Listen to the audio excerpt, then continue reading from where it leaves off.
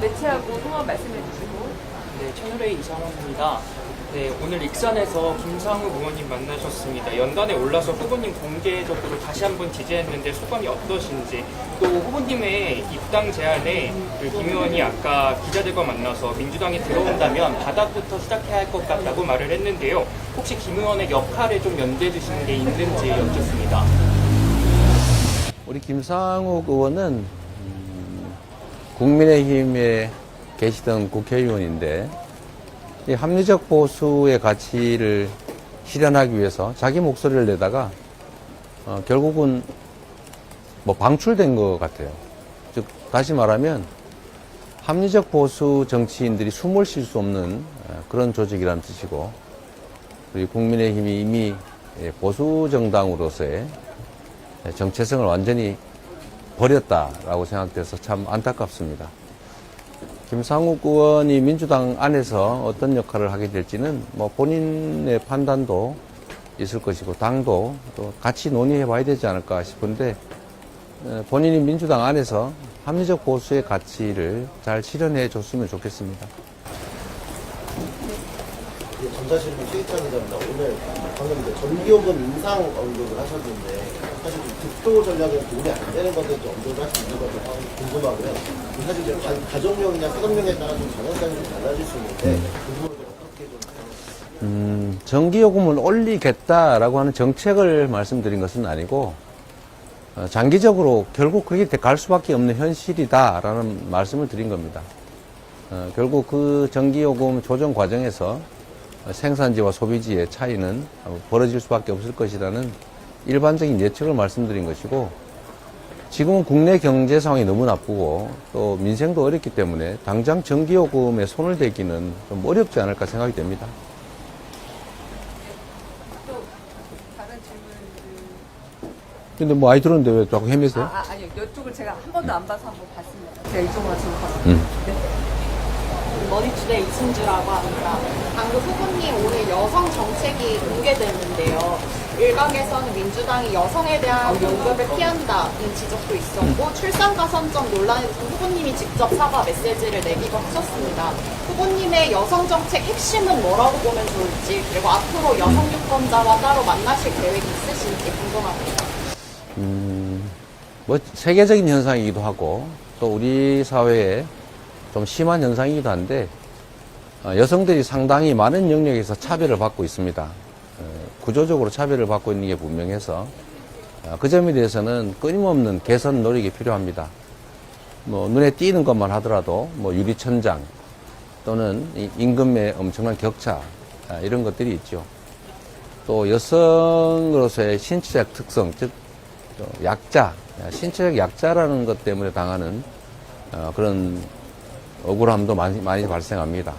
이 점에 대해서는 당연히 우리 사회 구성원으로서 동등하게 살아갈 수 있도록 각별한 보호 정책이 필요합니다.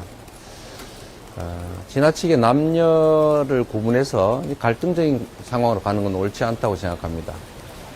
특히 최근에 우리 20, 30대 여성들이 우리 사회의 그 어려운 위기 국면, 특히 이번 내란 국면에서 큰 역할을 해줘서 새로운 우리 사회의 희망을 만들어 줬지 않습니까?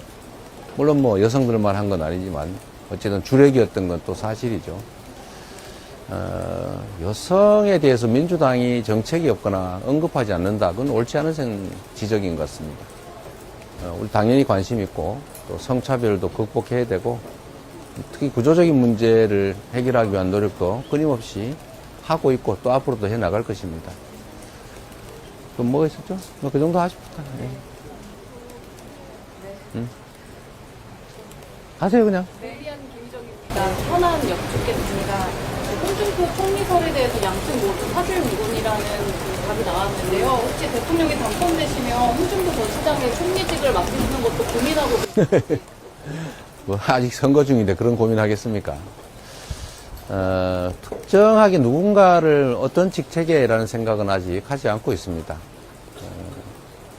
그런데 이번에는 인수위 없이 바로 출범하기 때문에 언젠가는 빠른 시간 안에 그 문제에 대해서 고민을 해야 되겠죠. 또 어떤 사람을 어떤 직책에 기용할 것이냐는 우리가 이긴 다음에 고민하는 게 옳지 않을까 그렇게 생각이 됩니다. 네. 그럼 나머지 두 분 하고 정리하겠습니다. 저 연합뉴스 주석입니다. 오늘 5.18 민주화운동 첫 희생자 수정 네. 일정을 추가하셨는데 좀 어떤 의미를 좀 담고 있으신지. 5월은 언제나 아름다운 계절이기도 하고 슬픈 계절이기도 합니다.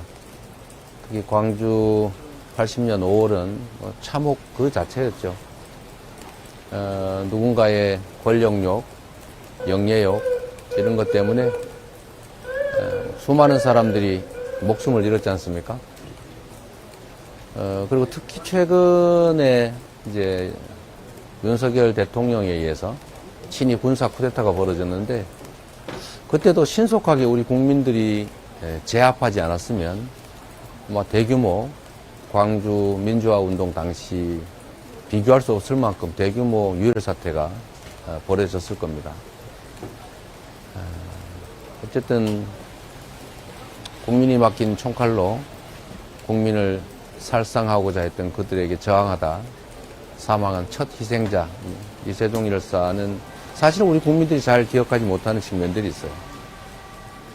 가급적이면 전북, 전주 올 때마다 한 번씩은 들러서 좀 생각해보고 그러고 지나갑니다. 이번에도 시간이 좀 빠듯하긴 한데 5.18도 며칠 남지 않았고 시간 될 때 한번 들러보자고 했습니다. 저희가 시간이 빠듯해서 그래도 짧게 저 지금 신정입니다. 오늘 여론조사 결과 보면은 이제 후보님 그 지지율이 50%가 넘었는데 어디서 나왔어요? 리얼미터는 아, 그래? 어떻게 나오죠? 내가 몰랐어, 아직. 네. 50%가 넘었는데 그래서 이번 대선에서 약간 목표하신 같은 표현이 있는지 궁금하고 그다음에 또 남은 대선 기간 동안 제일 유의해야 할 점이 어떤 거라고 생각하시는지. 저는 우리 국민들께서 민주공화국의 기본적인 질서, 헌정 질서, 즉 헌법을 파괴하는 그런 정치 집단, 또 내란을 옹호하는 그런 후보에게 다시 내란을 일으킬 기회, 헌정을 파괴할 기회를 주실 거라고는 생각하지 않습니다. 그러나 또 한편으로 과연 우리가 다음 국정을 맡도록 우리 국민들께서 흔쾌히 허용할지에 대해서도 그렇게 쉽게 단정하기 어렵습니다. 선거의 결과는 아무도 알 수 없는 것이고 저희 목표는 한 표라도 이기는 겁니다. 얼마를 이기냐는 다음 문제인데 저희는 지지 않도록 최선을 다하려고 합니다.